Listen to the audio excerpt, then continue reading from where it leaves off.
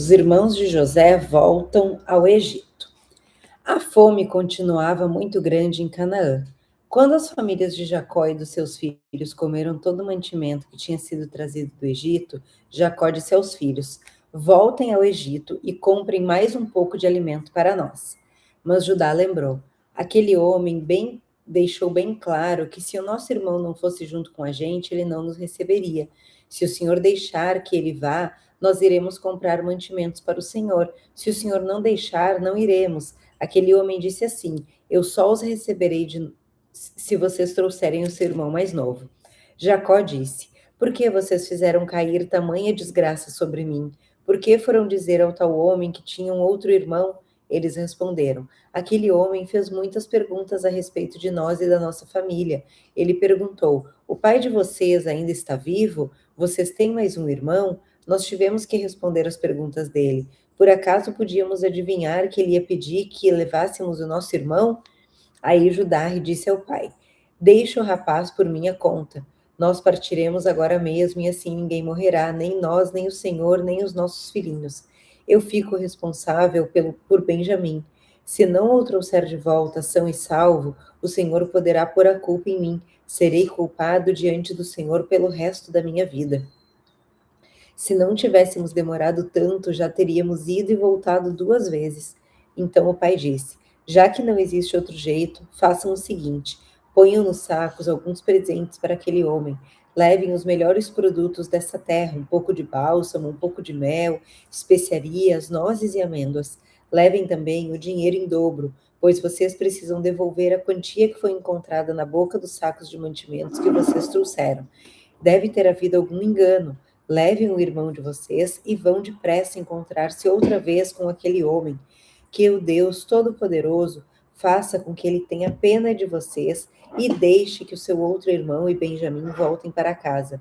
Quanto a mim, se tenho de perder os meus filhos, o que é que eu posso fazer?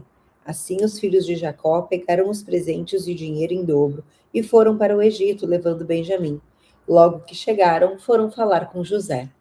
Quando José viu que Benjamim estava com eles, disse ao funcionário administrador da sua casa: Leve esses homens até a minha casa, mate um animal e prepare tudo, pois eles vão almoçar comigo hoje, ao meio-dia.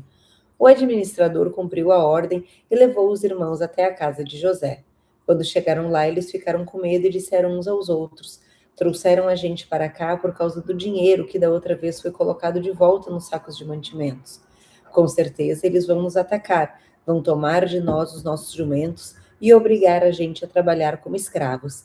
Assim que chegaram à porta da casa, disseram ao administrador: Por favor, senhor, já viemos aqui uma vez para comprar mantimentos. Porém, quando chegamos ao lugar onde íamos passar a noite, abrimos os sacos de mantimentos e na boca dos sacos cada um encontrou o seu dinheiro sem falar nada.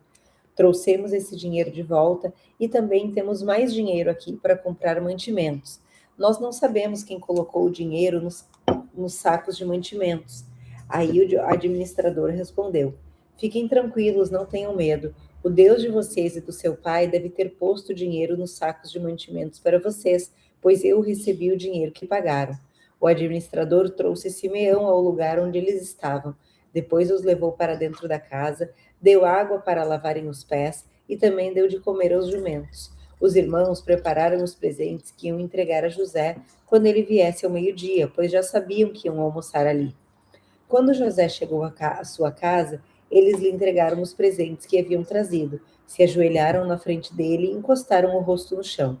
José perguntou como iam passando e depois disse: E como vai o pai de vocês, aquele velho de quem me falaram? Ele ainda vive? Eles responderam: O seu humilde criado, nosso pai, ainda está vivo e vai passando bem. José olhou em volta e, quando viu Benjamim, o seu irmão por parte de pai e mãe, disse: É esse o irmão mais moço de vocês, de quem me falaram? Que Deus o abençoe, meu filho.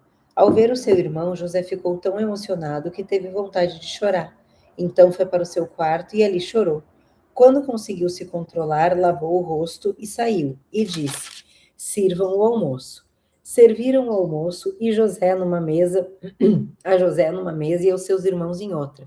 E havia ainda outra mesa para os egípcios que estavam ali, pois esses, por motivos religiosos, eram proibidos de comer junto com os israelitas.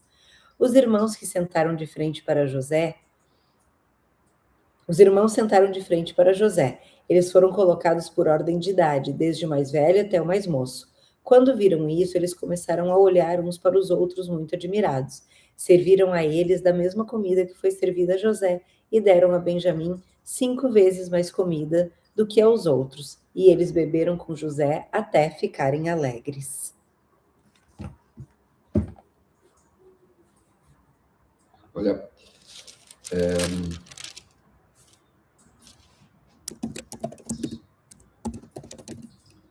ó, Benjamim é o irmão mais novo de José. José, filho de Jacó, que recebe o nome de Israel, que era irmão de Esaú. Esaú foi traído pelo irmão. Então, olha como a história ela vai acontecendo. Já José, que era o filho mais moço, ele foi traído pelos próprios irmãos, aquele sonho, e no capítulo passado, o sonho que ele teve, que os irmãos se curvariam diante dele, se cumpre no capítulo passado, e nesse capítulo também. E esse capítulo, ele vê o irmão mais moço dele, que, se eu não me engano, era filho da mesma mãe. E do mesmo pai. Do mesmo pai, sim. E ele se emociona. E o irmão mais novo, ele recebe a maior parte da porção. E o irmão mais moço recebe uma porção muito maior que os outros irmãos. E José se emociona. A Bíblia ela é riquíssima, historicamente falando, e ela é muito trágica.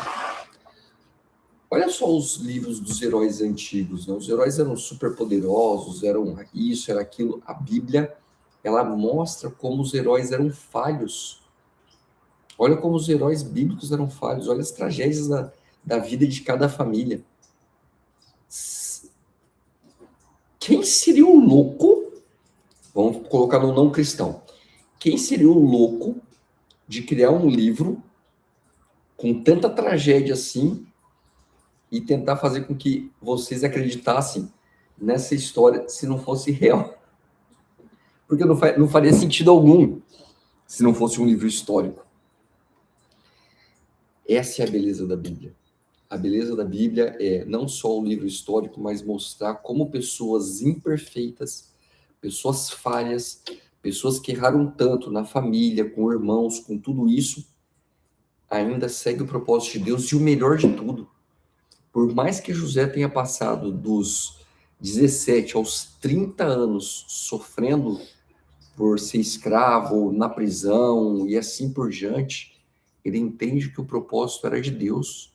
E ele, com todo o poder do mundo para se vingar dos irmãos, em vez de se vingar, ele... Vamos ver o que vai acontecer amanhã. Não vai dar spoiler.